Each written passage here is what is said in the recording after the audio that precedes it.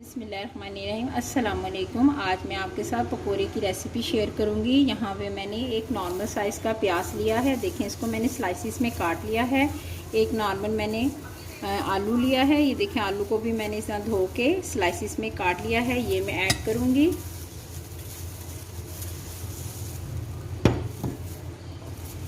एक टीस्पून मैंने green chilli ली है।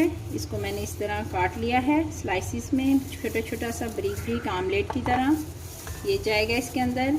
एक खाने का चम्मच सूखा धनिया है साबुत, ये ऐड करूँगी। एक खाने का चम्मच अदरक है जो मैंने इस तरह बारीक बारीक चॉप कर लिया है, ये ऐड करूँगी। एक टीस्पून सूखी मेथी है, ये जाएगी।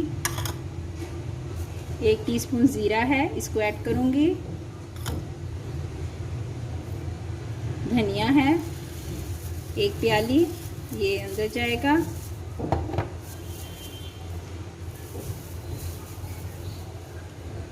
एक टीस्पून गरम मसाला,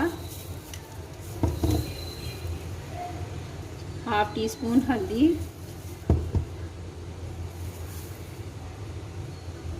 एक टीस्पून रेड चिली,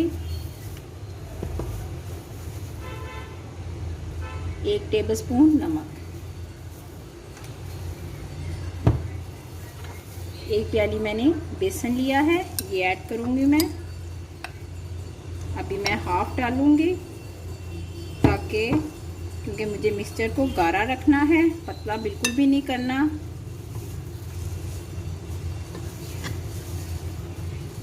तमाम चीज़ों को पहले खुश बेसन में मिक्स करने के बाद, अच्छी तरह मिक्स करने के बाद इसमें मैं थोड़ा सा पानी डालूँगी और फिर इसको मिक्स करूँगी।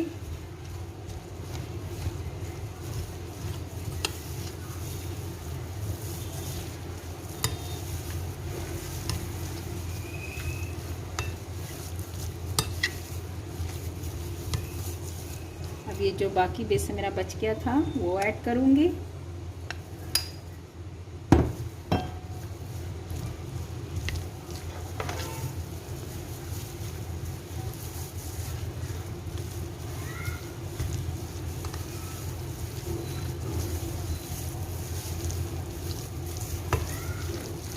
देखें कितना मिक्सचर गाढ़ा है, इसी को इतना ही आपने गाढ़ा रखना है। अगर आप चाहती हैं कि आपके पकोड़े जो हैं बहुत ज़्यादा मज़ेदार और क्रिस्पी बने तो आपने इतना, यानी कि हाफ, मेरा ख्याल है मैंने गिलास पानी ऐड किया है। अब मैं इसको आधे घंटे के लिए छोड़ दूँगी, क्योंकि इसमें प्याज वगैरह जो है वो पानी थोड़ा सा छोड़ देगा और फिर ये जो मैंने मिक्सचर बनाया है ये फिर पतला हो जाएगा। इसलिए इसको मैं इतना ही गाढ़ा रख के छोड़ दूँगी और आधे घंटे के लिए।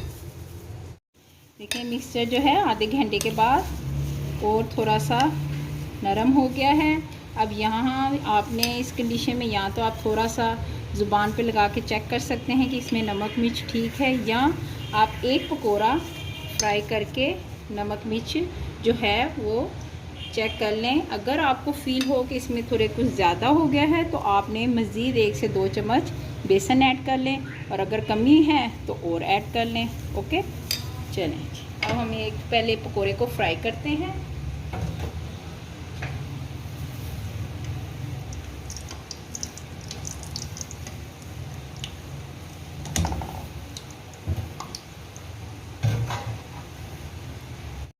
आप चम्मच के ज़रिए भी पकोड़ों को फ्राई कर सकते हैं, लेकिन अगर आप चाहें कि आपकी बाजार जैसी लुक आए पकोड़ों की तो आप ऐसे थोड़ा थोड़ा सा हाथ में लेके डालते जाएं, उससे भी बड़े ज़बरदस्त और क्रिस्पी पकोड़े बनते हैं। चम्मच की मदद से भी आप डाल सकते हो अगर आप बिल्कुल न्यू हो, और अगर आपको कुकिंग का इतना एक्सपीरियंस नहीं है तो आप रिस्क मत लेना।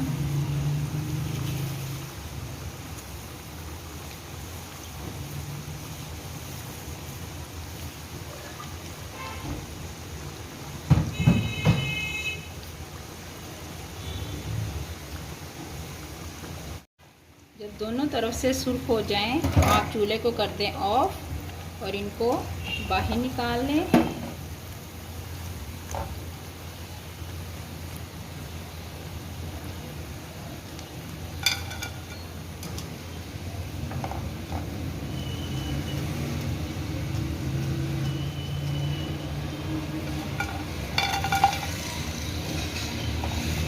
ज़बरदस्त पकोड़े जो हैं तैयार हैं। आजकल तो वैसे लाहौर में बहुत बारिश हो रही है, तो बनाएं, बहुत मज़ा आएगा।